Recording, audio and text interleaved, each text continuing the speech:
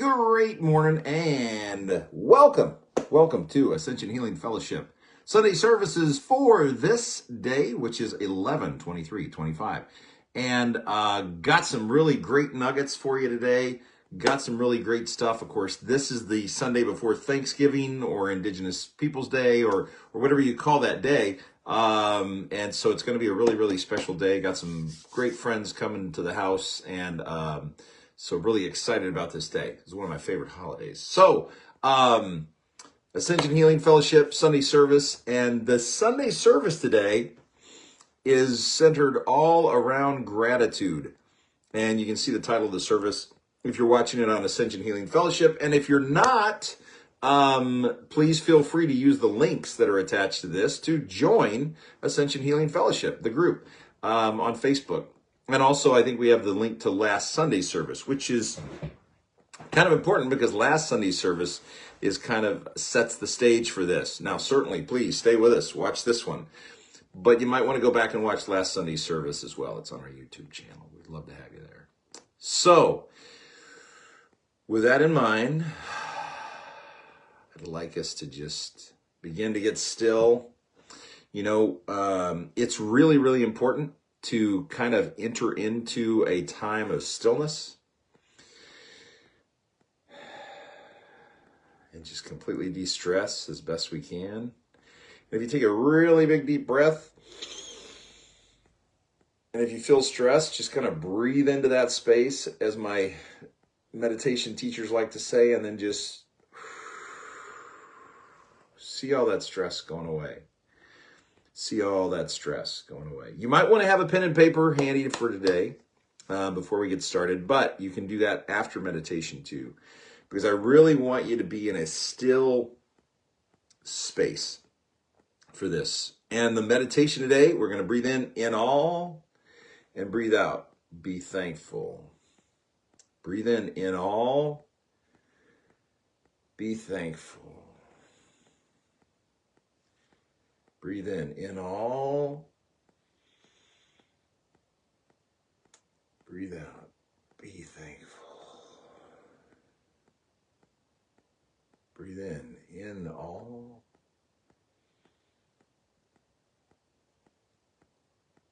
Be thankful. And just continue that for a moment.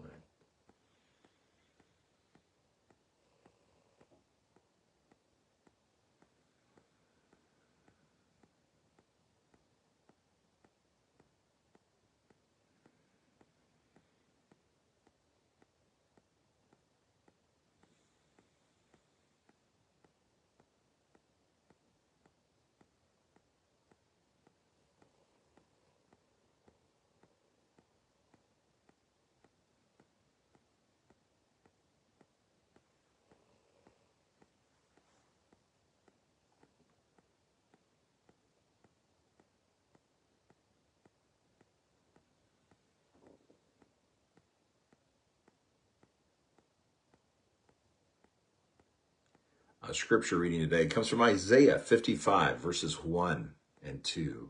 And it's okay to keep listening and keep your eyes closed and just keep breathing in all. Be thankful. Let me read this. Isaiah 55, 1 and 2. Come, everyone who thirsts, come to the waters.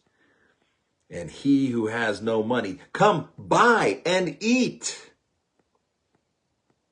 Come buy wine and milk without money and without price. Why do you spend your money for that which is not bread, and your labor for that which does not satisfy? Listen diligently to me and eat what is good, and delight yourselves in rich food.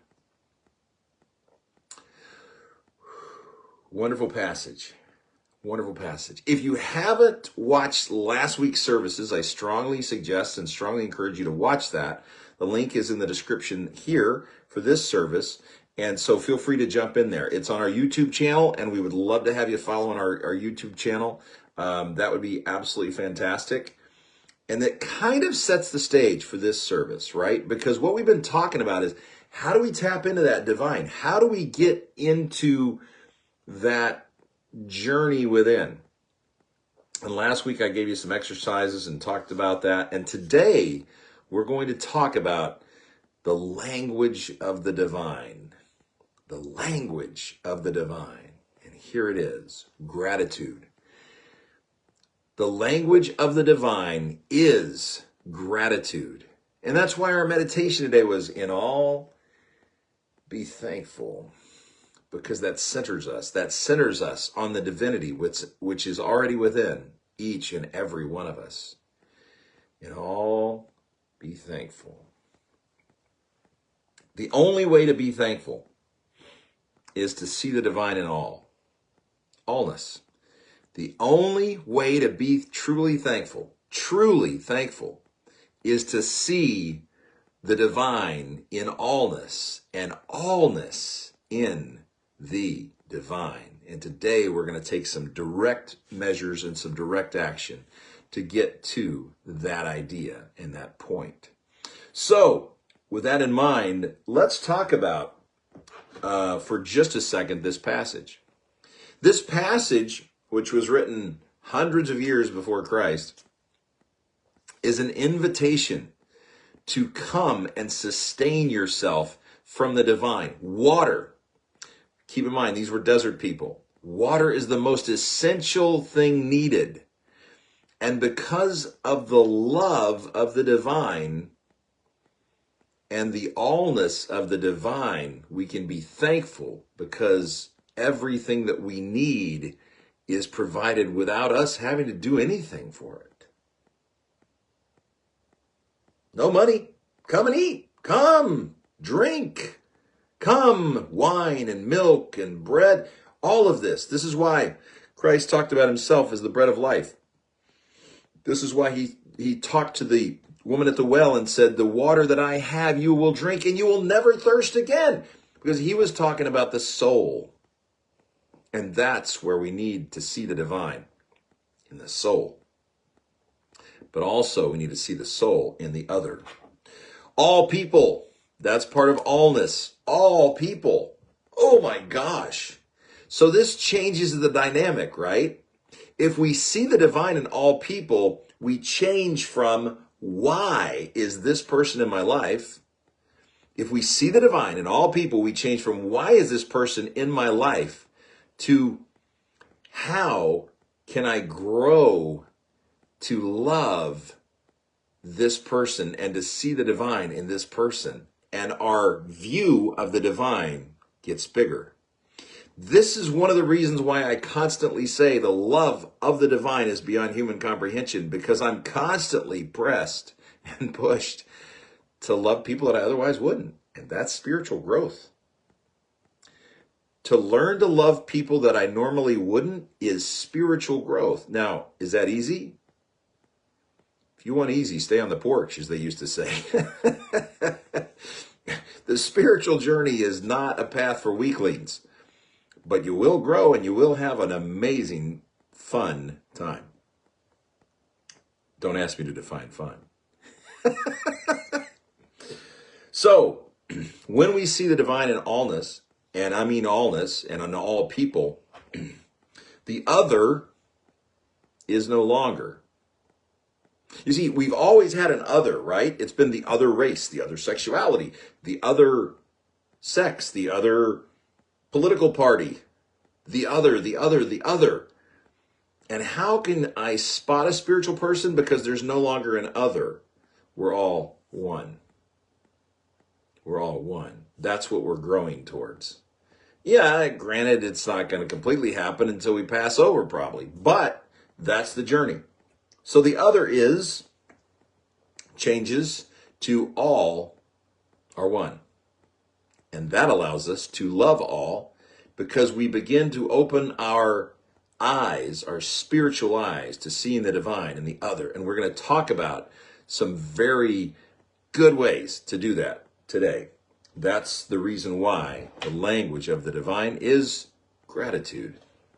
So, all are in the divine, and the divine are in all. Let me state that again for the record.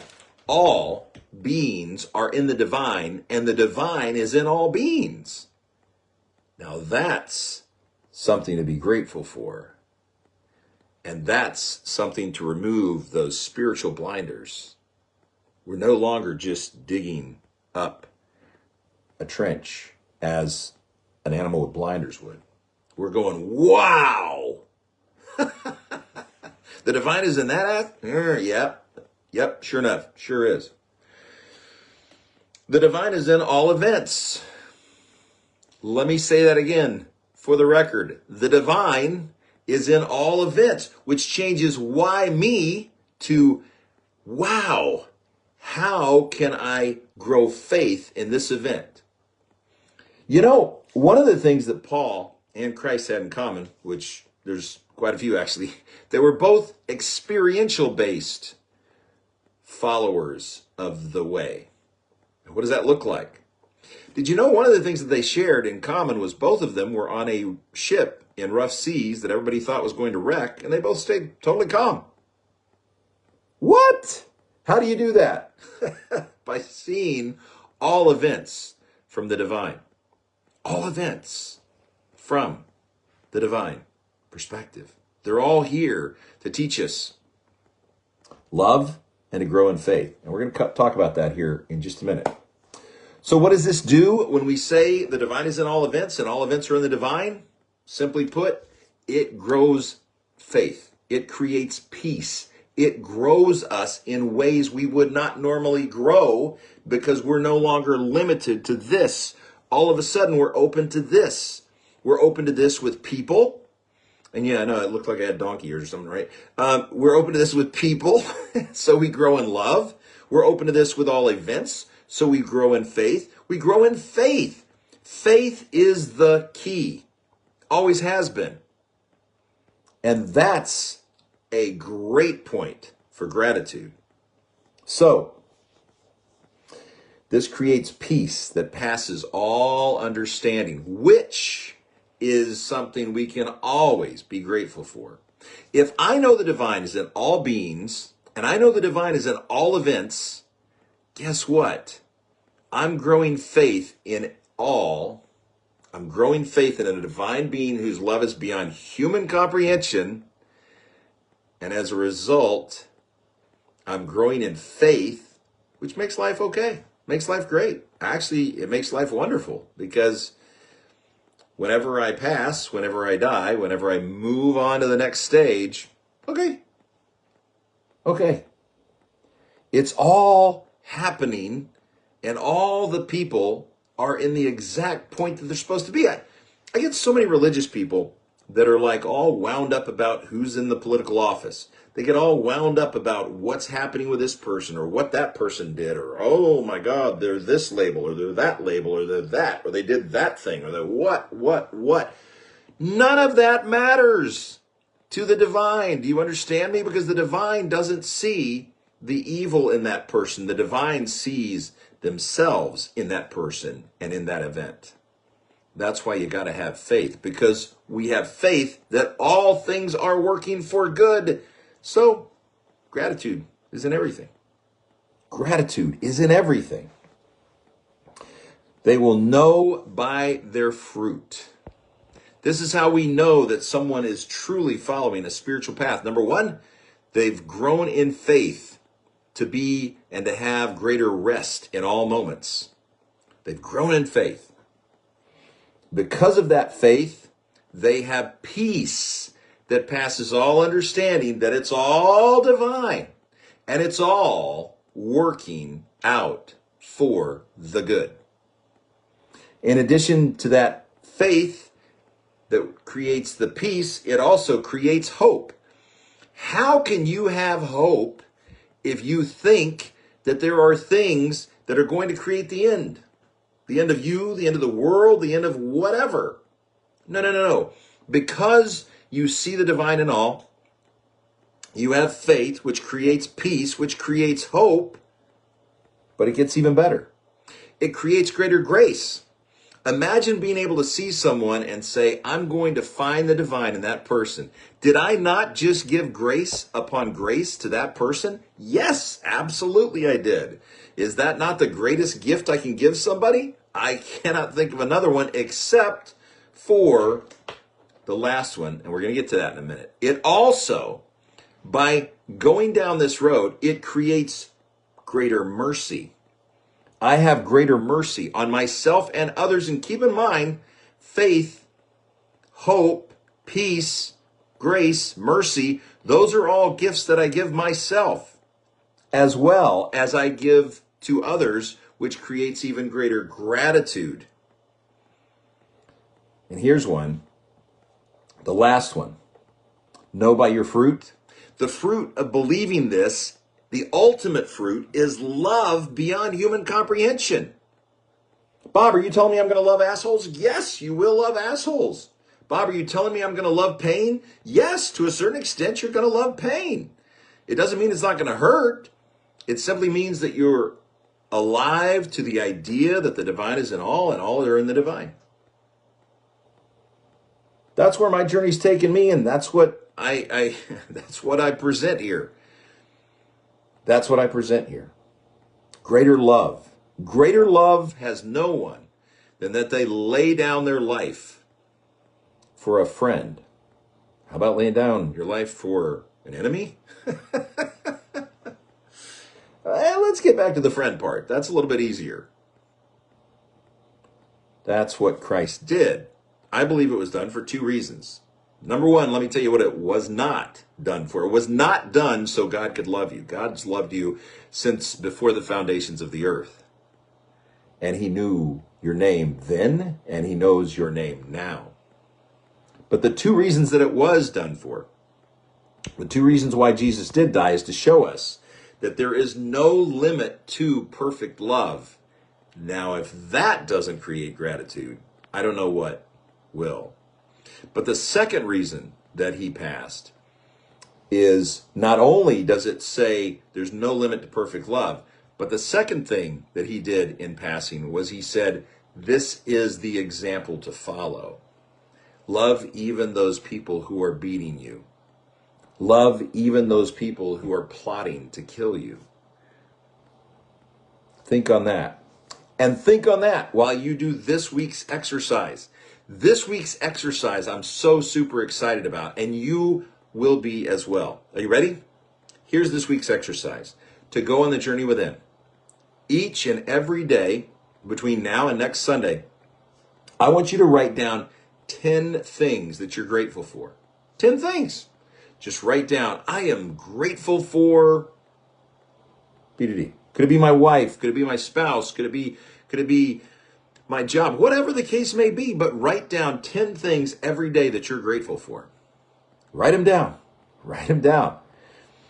And watch what happens. Because next week, I want some, in fact, let's do it this way. Write them down. Every day you're going to write down 10 things that you're grateful for. Now, here's what I'd like to see happen.